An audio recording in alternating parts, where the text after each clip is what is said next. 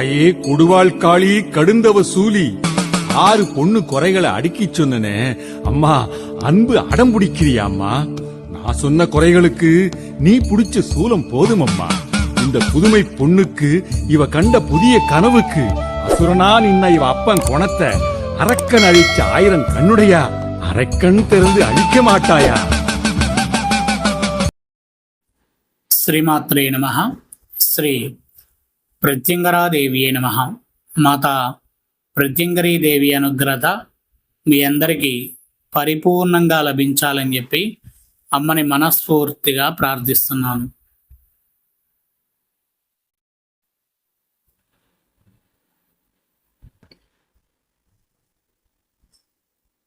అలానే హోమానికి చాలామంది వాట్సాప్లో మెసేజ్ చేస్తున్నారు.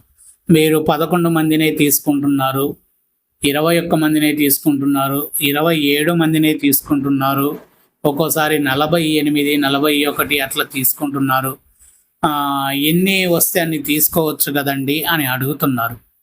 నేను చెప్పగలిగేటటువంటి విషయం ఏంటంటే, రేపు అమావాస్య అయితే, ఉదాహరణకి రేపు అమావాస్య అయితే ఆ అమావాస్యకి ఎంతమందికి నేను చేయగలుగుతానో అంతమందిని మాత్రమే హోమంలో పాల్గొనటానికి తీసుకుంటాము. ఇక్కడ 3510 మంది కడితే, 20 మంది కడితే వచ్చేటటువంటి ధనముతో ఏదో చెయ్యాలనేటటువంటిది కాదు.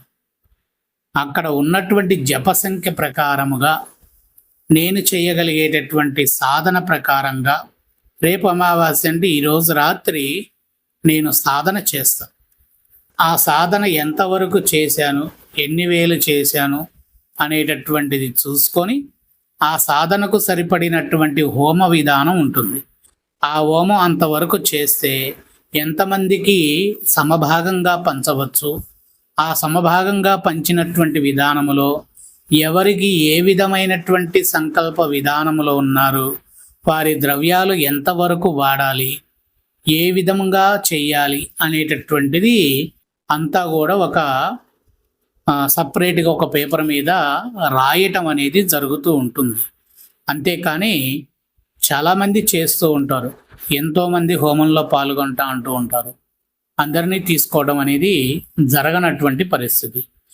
కొంతమంది ముందుగా ఫోన్లు చేసిన వాళ్ళు లేదా గత నెలలోనే చెప్పు ఉన్నటువంటి వాళ్ళని మాత్రం తీసుకోవడం జరుగుతుంది.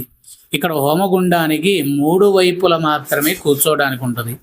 4వ వైపు ఉత్తర భాగాన అమ్మవారి యొక్క పీఠం ఉంటుంది.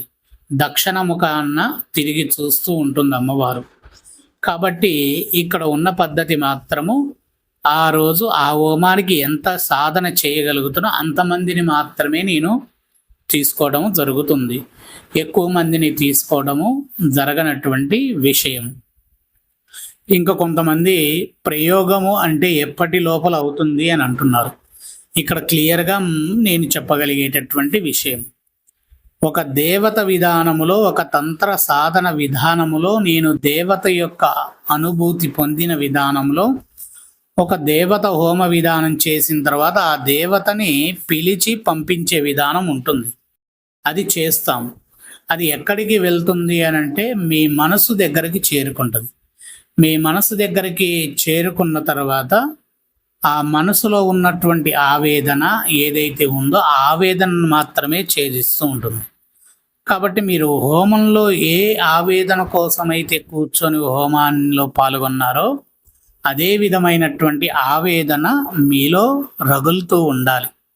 అప్పుడు మీ మనసు దగ్గరికి చేరినటువంటి శక్తి అవతలకు కూడా వెళ్ళిపోతూ ఉంటుంది. మీ మనస్సు నుంచి అవతలకు వెళ్తూ ఉంటుంది. మీ మనసు ఏదైతే కోరుకుంటుందో ఆ కోరిక దగ్గరికి వెళ్ళి అది అందించేటటువంటి ప్రయత్నం చేస్తుంది. అది మీరు చేసేటటువంటి సంకల్ప బలాన్ని పట్టి ఉంటుంది. నాకు చెప్పినంత మాత్రము నా తల్లి ప్రత్యంగరాదేవి మాత నేను చేయగలిగేటటువంటిది పూజా విధానము, ప్రయోగాన్ని వదిలిపెట్టడం. వదిలినటువంటి ప్రయోగాన్ని సక్రమమైనటువంటి దారిలో నడిపేయడానికి మీరు ముందుకు అడుగు వేయాలి. ముందుకు అడుగు వేయాలంటే ప్రతినిత్యము దేవతా ఆరాధన, ఆ దేవతా ఆరాధన దగ్గర మీ సంకల్పము, ఏ ఆవేదన కోసమైతే తపన పడి చేసిన హోమ విధానం ఉందో అది ఇవి అనుకుంటే గనక ప్రయోగం అనేది నిర్ధారించబడుతుంది, ప్రయోగం అనేది ఛేదించగలుగుతుంది, ప్రయోగం అనేది దిగ్విజయమైనటువంటి విజయాన్ని సాధించి తిరిగి మరలా మా దగ్గరికి చేరుకుంటుంది. పూజ చేశాము, హోమం అయిపోయింది, గురువు గారు చెప్పాడు, ఇక అయిపోయింది అనేటటువంటి విధానంలో మీరు ఉండకుండా ప్రతినిత్యము దేవతారాధన విధానంలో ఉండండి. మీ మనస్సంకల్పం ప్రతినిత్యము దేవతామూర్తులకి తెలియచేయండి. ప్రత్యంగరాదేవి 1224 దేవీ దేవతల అనుసంధానములో కొనసాగేటటువంటి అద్భుతమైన శక్తి. ఆ 1224 దేవీ దేవతల్లో ఉన్నటువంటి విధానమే మేము చేయగలుగుతాం, కానీ కొత్తగా వేరొక విధానమైనటువంటి పూజా విధానాలు చేసేటటువంటిది ఉండదు. కాబట్టి మీకు ఆసక్తి కలిగి ఉన్నటువంటి వారు మాత్రమే హోమంలోకి రండి, పాల్గొనండి. శ్రీమాత్రే నమః.